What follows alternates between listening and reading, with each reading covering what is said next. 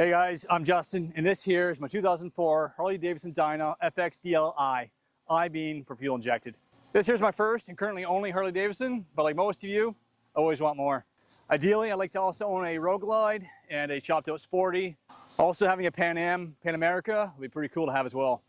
I bought this Dyna here in March 2004 last year, at which point it only had 15,000 kilometers, currently at just over 20,000.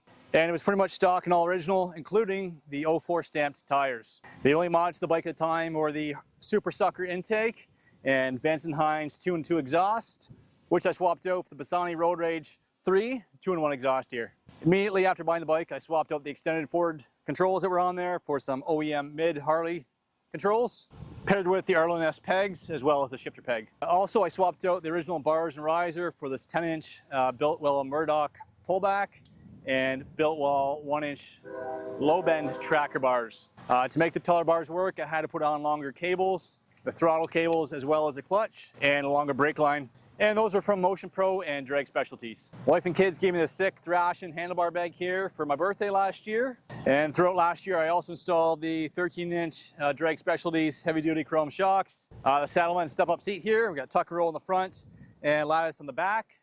Recently, I put on the sissy bar here, quick detachable for the wife and kids, with a matching lattice stitch Saddlemen backrest. Last year, I also put on the Dynojet Power Vision PV1B up there.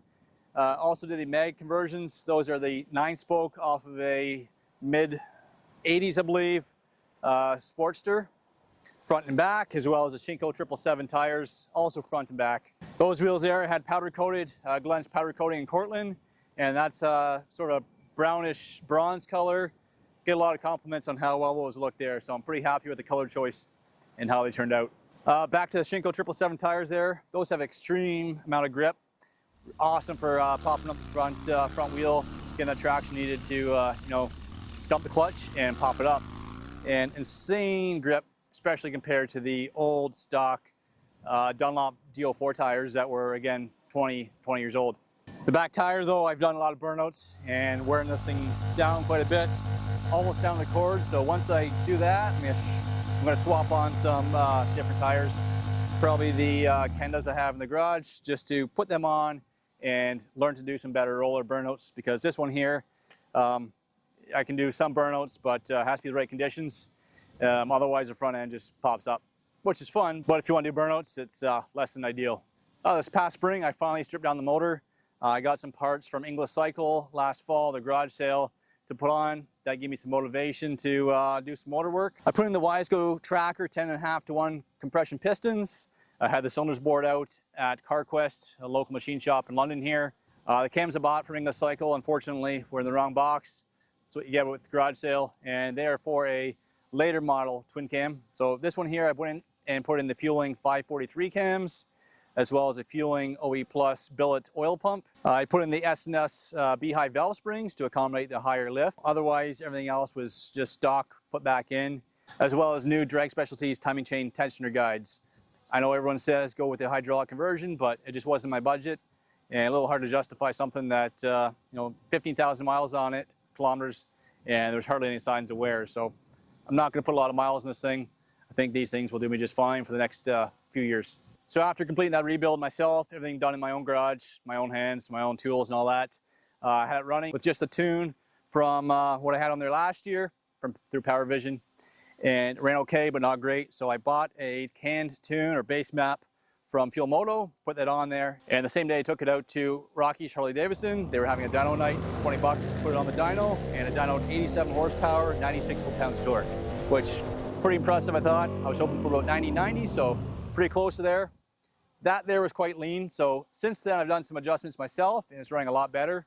Thinking it's probably closer to 90 horsepower, 100 foot-pounds of torque, but who knows? Rocky's closed the door there a couple weeks ago, and don't have as easy access to a dyno to put it on for only $20. So since doing that motor work there, I put on the Legend cartridges. They are the +4s. Those were also from English Cycle's garage sale, and very simple, easy swap out. Put those on, and much better handling the front end there, a lot stiffer, and seems to pop the front end up a little better for doing wheelies, especially with the +4s. And also, as mentioned, I recently picked up this backrest here off Marketplace, $60 for the and all that there. Quick detach, put it on and off, and gives the wife and the kids more support back there so not falling off the back. And back to the forks while doing those, the front lowers were getting a little corroded in that, so I took the time to strip down the clear coat, polish them up, and make it look a hell of a lot nicer in my opinion. So having said all that's done, there isn't a lot more I want to do this bike. Pretty happy with how it is, runs good. The only other thing I'm going to do in the near future here is to try to find some decent saddlebags just to mount on to the quick detach backrest. That way I can take them on and off with the backrest, and if I want to take anything to work or take the wife out for dinner night, we have a backrest and some bags to carry the purse and wallet and that. So thank you very much for watching. I have a video coming out very soon on the full motor build and that. Just taking a lot of time to put it all together. So thank you guys very much for watching. Ride safe, and we'll catch you up.